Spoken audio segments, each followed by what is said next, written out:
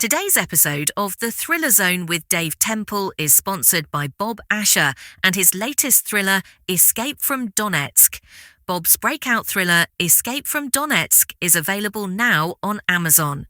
Dave Temple here to introduce you to new thriller writer Bob Asher. Escape from Donetsk is about love and sacrifice, deception and betrayal, but it's also loaded with action. Escape from Donetsk features CIA officer John Smith, a highly trained warrior and avid strategist. After the abduction of an SVR officer, Smith learns his goddaughter, a nun, witnesses Chechen soldiers beating her priest to death and is now trapped behind Russian-occupied lines. Now John and his team must move into action. But how does a simple rescue mission of a young nun escalate to Russia threatening a nuclear strike on Ukraine's capital? You'll have to read the book to find out. Bob Asher's military past mirrors his character's mission, as he was the Army helicopter pilot responsible for rescuing Senator Tammy Duckworth and her crew after her Black Hawk was shot down in Iraq in 2004. Today, Bob weaves years of military prowess into page-turning thrillers. Escape from Donetsk is available now from Amazon. Learn more at bobasherbooks.com. Hello and welcome to The Thriller Zone, the 213th episode to be exact. I'm your host, Dave Temple, and today's episode is going to be a little bit different than our regular fare. You see, the interview length and style is going to be pretty much the same, but today's show is one I recorded I'm almost embarrassed to say 3 years ago. That's right, 2022, April to be exact. Now, why am I just airing it now? To be perfectly honest, I put it on the back burner to edit and air when the book dropped, but the book got delayed, the show got pushed to the back of the shelf, and sadly, it never aired. But I was cleaning out a hard drive yesterday, and I thought, you know what? What the heck? I ran across this. My guest is so incredibly charming and funny. The book is a hell of a read, and I thought, you know what? Why not air it today? So here you go. Please forgive the tardiness, but I think you'll get a kick out of this off the beaten path with the oh-so-funny, charming, and immensely talented Ashley Erwin right here on The Thriller Zone. Hello. Well, hello there. How are ya? Is this Ashley Erwin? This is Ashley Erwin, friend. How you doing? Good. It's a whole different look than the photograph I have of you. That's because this one just got done with a run, so I'm a little bit disheveled. Pardonnez-moi. I didn't know you speak French. You know, just a spit or two. Oh, man, it's so nice to meet you finally. It's wonderful to meet you as well. Thank you for your flexibility with kind of back and forth trying to find a date. So 100%. Yeah. As I'm teaching my wife to say, honey, you got to go 100%. It's 100%. 100%. There you go. Yeah. Yeah, I like that. She goes, it's 100%. Right? I'm like, no, honey, it's 100. Yeah. 100. Well, welcome to The Thriller Zone, young lady. Thank you. I'm tickled pink to be here. I can see that. Growing up, we had a front door like that. Oh, yeah? That's so? Nice little window, just tall enough to where people can't peek in, but just short enough to where you can give a look-see on who's knocking on the door? Uh-huh. We had that same fan pattern at the top, but we had one of those mail-through slots, so what I'd do is I'd go flip it open to see who's there, but 9 times out of 10, you're staring at somebody's crotch, which made a lot of people uncomfortable. I could, to each their own. Hey, I'd love to flash my book of Grit Black Blood, but We've misplaced it. It's in paper form right now. Yes. I am sorry we could not get that to you early. However, it's just going to make it all the more enticing for when you do get your hands on it and get to sink into that, as Ron likes to say, that thick-ass revival. That's what he likes to call it. A thick-ass revival? Yeah. I like that. It's a big honker of a book, for sure. Oh, good. Well, let's see, it's going to drop in November. Yeah. November? So, yeah, 23rd, I believe. Right. But just in time for Thanksgiving given. That's right. Nothing like a little violence while you're meeting with the family. Well, it gives you something to think about. It maybe distracts you from the violence that you want to commit. I have had enough of my fair share of Thanksgiving get-togethers where I'm like, I really want to put that carving knife right through Uncle's neck. Oh, really? Praise the Lord. Pass the soup. That's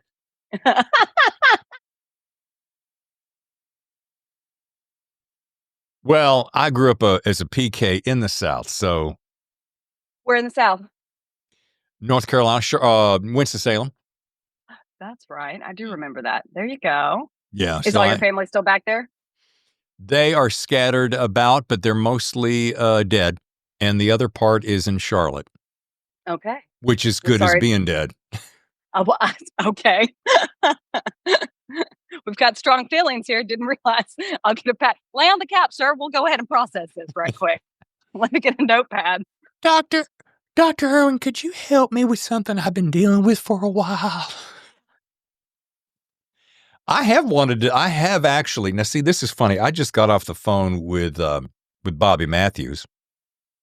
I double stacked my day, so talking to Bobby and then talking to you is bringing out my Carolina accent, which is usually non-functioning. Okay. But I'm going to bring it out anyway. I mean, that's what happens when you kick it with Southerners. It just gets laid on thick. Yeah, and it's hilarious. I go home, which I'll be going home in a couple of months, and as soon as I get around my brother and sisters, within 15 minutes, we're slowing everything down. We're stretching the end of words, and taking the ng off, and just putting a little n in a comma, and just because it's good that way. Yeah. It's nice to take your time when you talk sometimes. Bless my wife's heart, because she's from San Francisco, where everything's a little bit faster. Yeah, that's a good area up there. Now, before we get to Grit Black Blood, which I cannot wait to hear the meaning behind that title, I want to get to know you, Miss Buffont. That's like a pseudo Buffont, isn't it? I mean, I got a lot of hair, so it's just tangled up right now. We'll call it Buffont, messy bun, what have you. Messy bun has a whole nother connotation. But I want to know, what do you do for a day job? And two-part series, how does that influence your writing as we just jump right into the thriller zone and get thrilled? Sure. So I come from a hospitality background. I've been in the hospitality industry for about 21 years, and I'm currently in the whiskey business. So it's wonderful because part of my job is to liaise stories around bourbon specifically, and curate experiences for guests, and then also to tell yarns, which has a lot of overlap, as you can imagine, within the creative forces of writing. So I'd say they go hand in hand to a certain degree. It's not, I rarely meet a stranger. Right. And so I can pretty much talk to anybody. I like to say that I'm nobody from nowhere, which means I can be anybody, anywhere. So the versatility of that, and being able to kick it with folks and talk to people from different areas. I cover quite a large territory, allows for a lot of interesting interactions that, of course, influence writing. You introduced me to, I'm going to massacre it, I'm afraid, Mm-hmm. Angel Wings? Angels and Angel's Envy. I knew it was an angel. Okay, I get 50%. You did pretty good. Okay, Angel's Envy. That's whiskey. Bourbon. Okay, I'm writing this down. I'm a note taker. I want to get it right. I have not tried it yet because I went and checked Bevmo and one other place, and they didn't have it. Is this something specific to the South and or Southeast? No, not necessarily. You should be able to find it in Total Wines and whatnot. It's a premium finished bourbon. So it's in California, it shouldn't be a problem. California, interestingly enough, is the second largest whiskey consuming state in the country. What? Yes. Yeah. Flip a coin. Usually it's like 1 to 3. So, and down there, you're in San Diego, right? Yes, ma'am. All right. So Total Wine, you shouldn't have do a little digging. You can go to angelsenvy.com. You can put in your zip code, and it will reference a local store or purveyor of goods in which you can go and procure that. Now, We're on Drizzly as well. Can we spend a second on this? I mean, it's our show. We can do whatever the hell we want to, can't we? We can talk loosely about the category of bourbon, certainly, and we can talk loosely about whiskey. I think that's what I'm getting at is why I asked you specifically in an email correspondence when I found out that you were a rep of it. I said, "What is, in your opinion, the best?" And you said, "Oh, without a doubt, this one." So I just wanted to know because I grew up Jack Daniels in and around Jack Daniels, and then I've tried other brands of like Bullet and so forth. But what makes this one, in your opinion, and we'll get back to your story here in a second, but what makes that so? Well, it was crafted by a titan within the industry. It was the first secondary maturated bourbon to ever be introduced to the scene. So Japanese whiskey and Scotch whiskey have been doing it for quite some time. They've been introducing a secondary finishing to a product. So whether that is port finish, Madeira, wine, of the like, what it does is it rounds the mouthfeel to it. So Angel's Envy is a Kentucky straight bourbon whiskey finished in ruby port wine barrels, which gives it what I like to call liquid lace on the mouthfeel. It makes it palatable for those that are new to the scene and connoisseurs alike, and imbues a particular luxury within the mouthfeel. So that's why. It has a luxurious mouthfeel. You make it so sexy. Oh, I'm a wordsmith. We'll say that. I do have a question, and this was rolling around in my head as I was waiting to get online with you. If I had a listener who did not know, and there is going to be somebody who does not know what Southern pulp is, which is kind of one of your fortes, how would you describe it to the layman who said, don't know? Sure. So pulp is a derivative of crime or noir, more specifically. I think it deals with certain elements of an individual on the run, wrong person accused. There tends to be at times a dystopic and cynical outlook or ever pervasive perspective at life and not trusting necessarily anybody. Pulp lends its ear to a more exploitative thing. I write stories about people who do really bad things.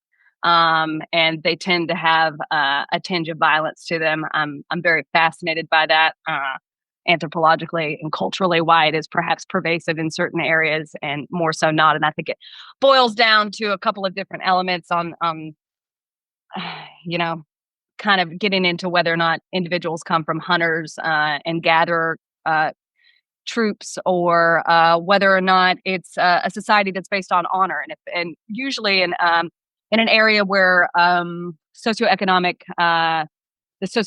stratosphere is a little bit low and impoverished, it tends to be that it's more aligned with honor. So if honor is all you have, then when people start talking poorly about your name, you gotta do some things about it because you don't got nothing else to lay your laurels on. So pulp in a large umbrella is just that.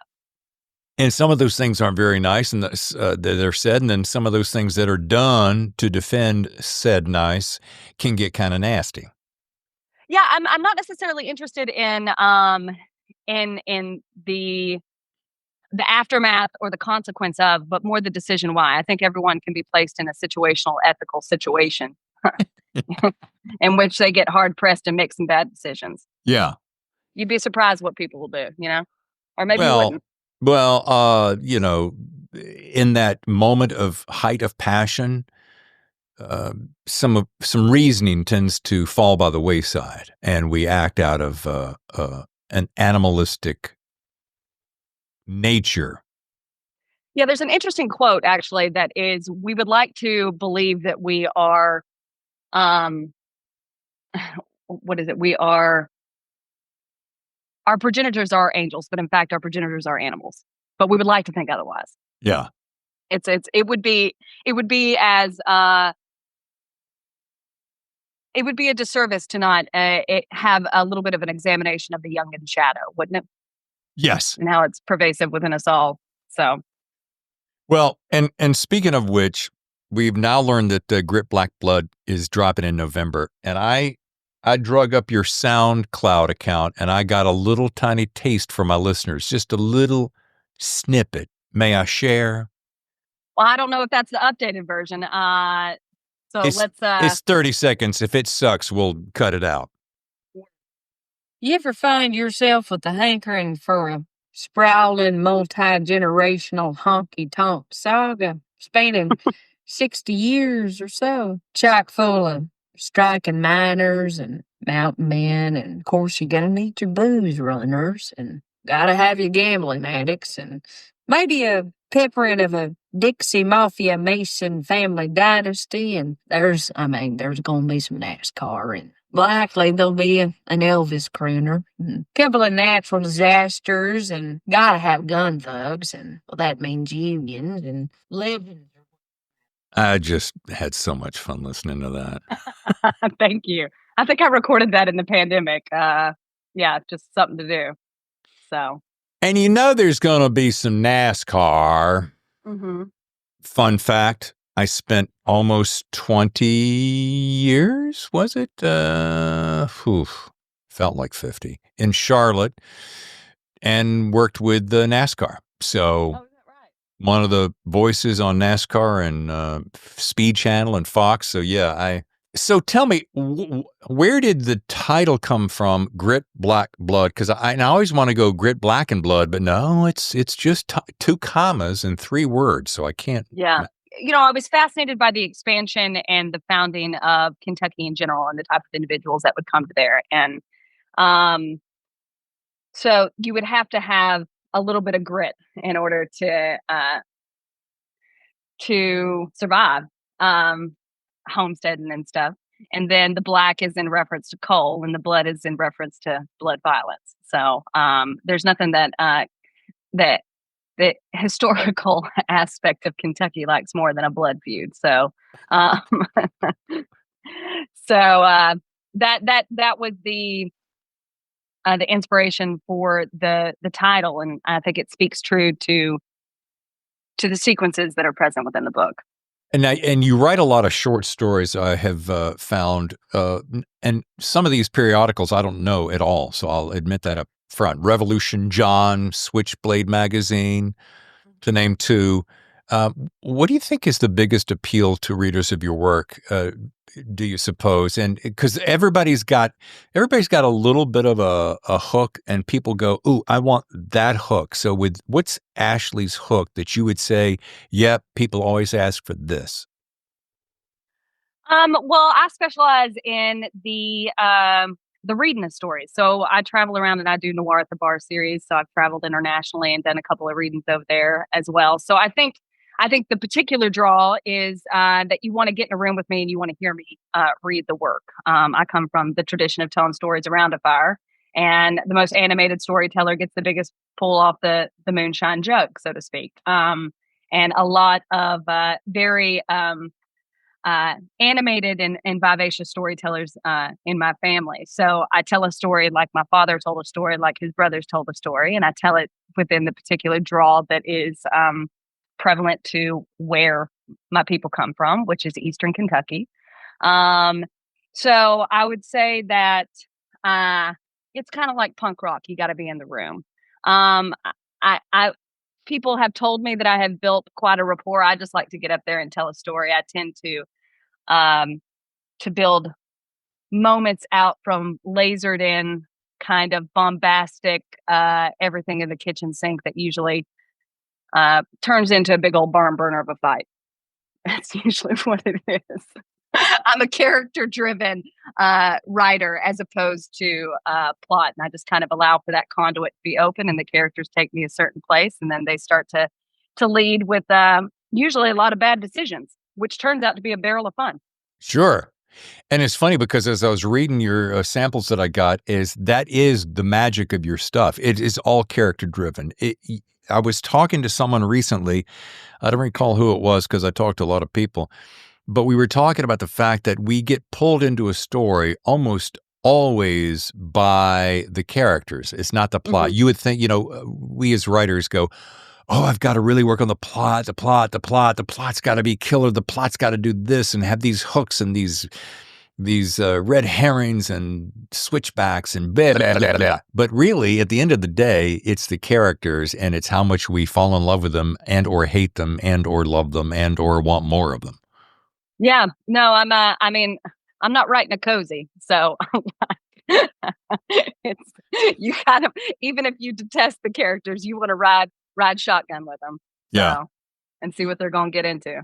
I would have I got a strong feeling that you'd do really well at stand-up too. Well, I don't know about that, but I do appreciate it. I do enjoy it. I love to go watch people tell stories, and if they're funny, Well, they usually got me hooked. I was going to say, because basically what you're doing is you're telling stories that are ingested with this great sense of place and accent and memories, etc. So, I mean, that would be all up in your grill. I'll have to get a solid 5, and we'll circle back. Which does beg this question: how does a gal go from Eastern Kentucky to Los Angeles, which is where you live now, correct? Yes. So my people come from Eastern Kentucky, but I was born and raised in North Georgia, so about an hour north of Atlanta. I flipped a coin about 9 years ago. I was either going to go to LA or New York, and LA won the thing. So sold the stuff, packed the car, drove the way, and then found my footing probably about year 4 in Los Angeles. It's a pretty great city, and then found your people, and then started to find your sense of place here. And then it wasn't until I think about I do quite a lot of traveling for the day gig, and so I was traveling back to Atlanta maybe 3 years ago, and I was in the Atlanta Hartsfield-Jackson airport, and I was like, this is not my airport anymore. And I think that's when I really felt like I had kind of transitioned into not necessarily a visiting Angelino, but more so with roots here. So I did 3 tours of duty in Los Angeles, and the first one I loved it because I had left, and I call it tours of duty because it takes a certain something special to live there. It isn't not necessarily as easy as one might think. I don't think. First time was, I lost a radio show in Chicago and just up and went. And then the other 2 times I just made a choice to go back out and give it another shot. But it is great. It works better if you have a little bit of money because it's not cheap. And it is really, and you made a really interesting point. It is great when you find that click. I don't want to call it a click. It's your group. Yeah. And once you do, it really, you just slide right into it, and it really becomes kind of magical because then you feel like there's a sense of family when you could spend a lot of your time feeling alienated by the machine that everyone thinks, the machine of Hollywood is almost always, it's always in your face. So if you don't work inside the machine, some would say, well, why live there? yeah, it's interesting. I mean, I think as with any area or any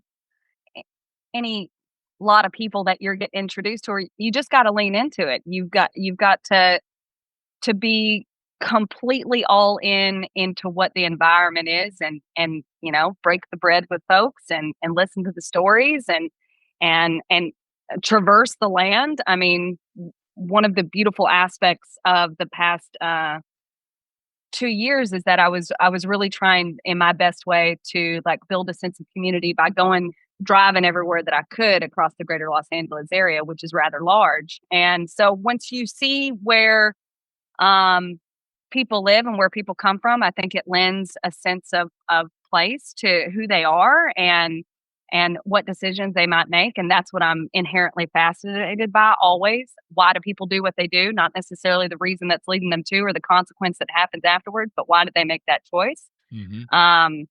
And so, yeah, once you find your people, it can be rather welcoming. But I think it's as with anything, if you're kind, and treat people with respect, you'll probably get it back. And so then you start building infrastructure. Do you find yourself listening? And I'm going to see if I can make sense out of this.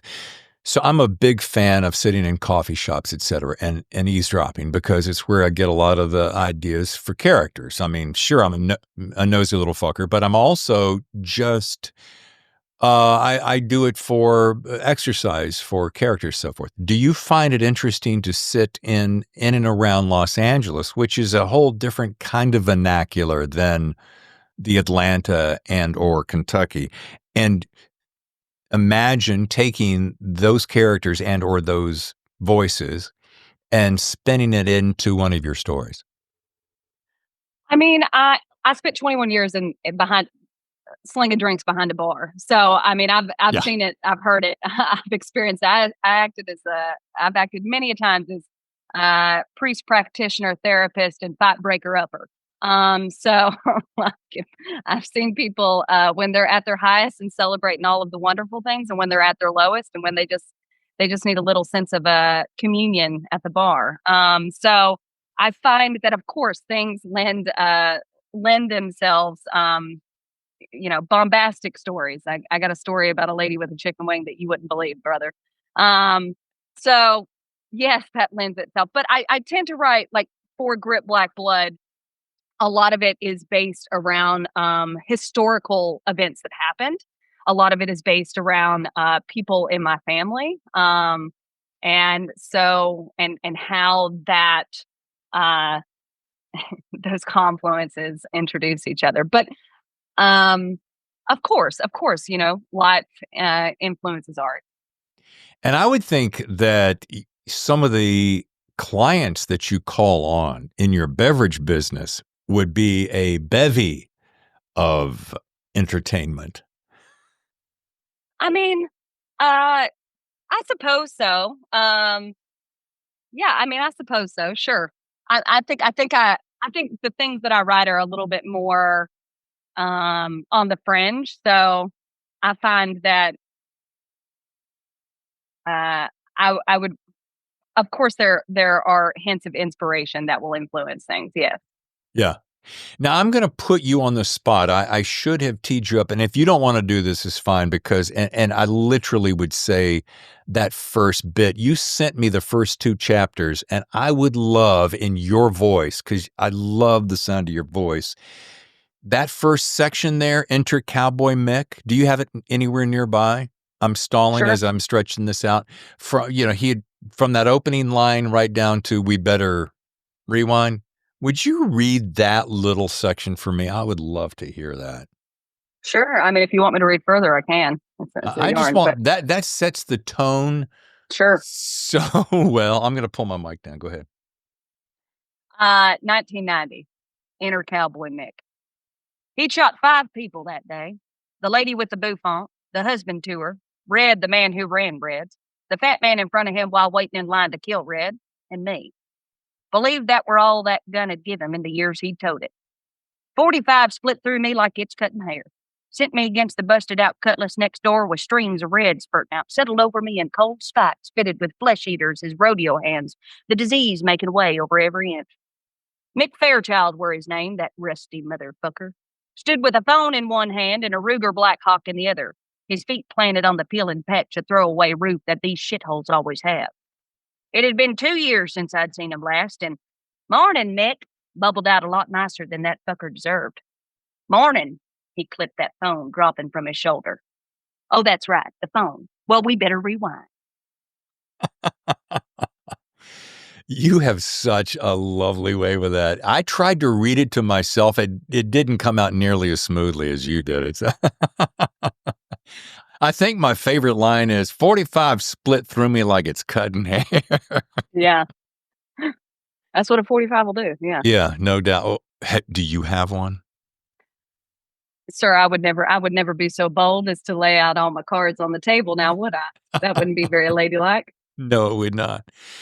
Hey, before we get to rapid fire questions, which I've got a couple of doozies for you, I do want to ask 2 questions. Number 1, what's next for you? And then number 2, your best piece of writing advice. I ask all my authors this, whether you're going to go teach, you're going to go speak to some, 12-year-olds in a class, or you're going to speak at a university on people who are trying to learn the craft, or you're going to speak to people who are going, should I be a writer? That kind of a thing. So number 1 is what's coming up next for you. And number 2 is what's the best piece of advice? So for the past 2.5 years, I've been working, which is interesting because I never thought that I would. I've been working on a television show. So I wrote that, and that's been a barrel of fun because it's not my medium and it's pushed me rather tediously. But it's made me a better writer. So I'm pretty tickled about that. I also got like a Southern Gothic novel called Kudzu Queen that I think I'm gonna put on the rails right quick. That'll be a fun one. Best piece of advice: sit in the chair and do the work. Rinse, do every day. I mean, that's just all there is to it. You gotta bleed, you gotta sweat, and you gotta have some tears and anxiety. You gotta put the work in. You can't talk about it. You gotta be about it. And I think that there is something that is ever, unfortunately, ever alluring about just posturing. But posturing don't pay the rent. So you got to put the work in. That is so very well put. And I'm amazed at some of my friends who still in the wings will say, you know what? I got this idea for a book. I cannot wait I'm going to write this. I'm going to start it. It's right there. I'm not sure exactly, but it's going to, and I'm like, well, why don't you just sit down and start it? When I get ready, I'm like, then you're not really a writer. I mean, well, it's interesting because it's like, if you just talk about it, then you don't have to affect change. And change is very hard because when you start to talk about change and grinding the axles to a certain degree and shaving seconds, like I like to call it, so that you can become your best, you got to do a lot of confrontation on that dead wood that's living inside of you. And yes. That's a rather intimidating thing.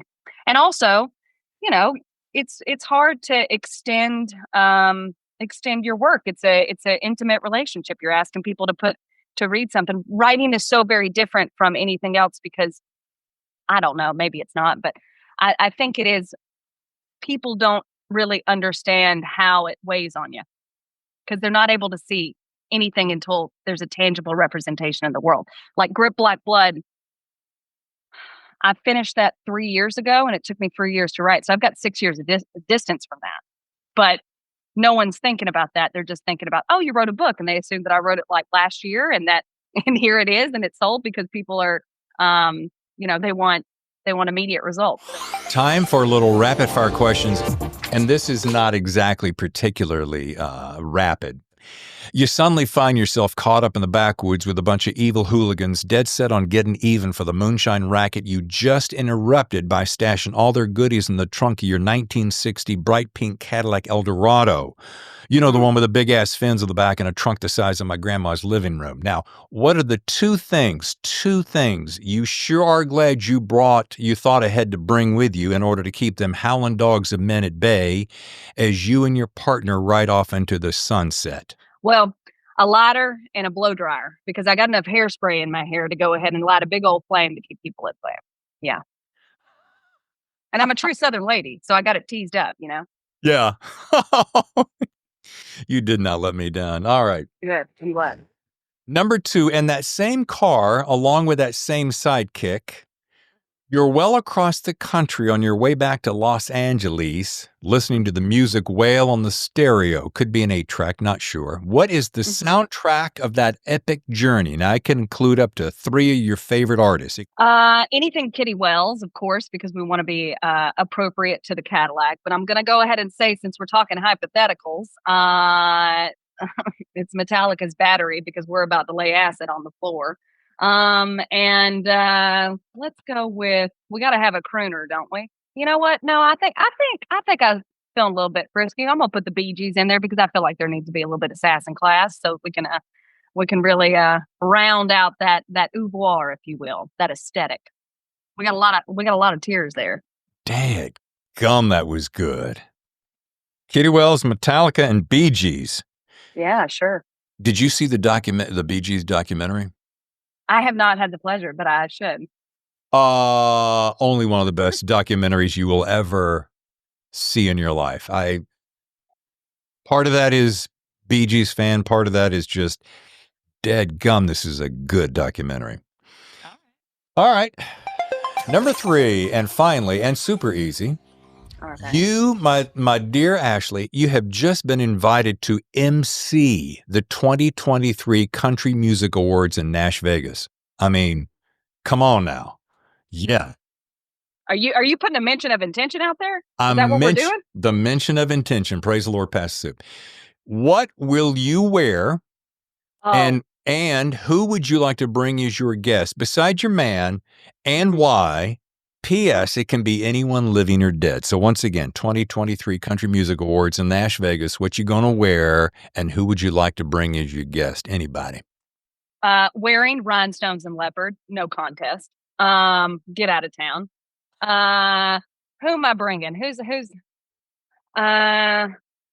Let's see here. Ooh, Take your time. There's no rush. It's gonna be good. I'm willing to wait as long as it takes. Sam Peckinpah.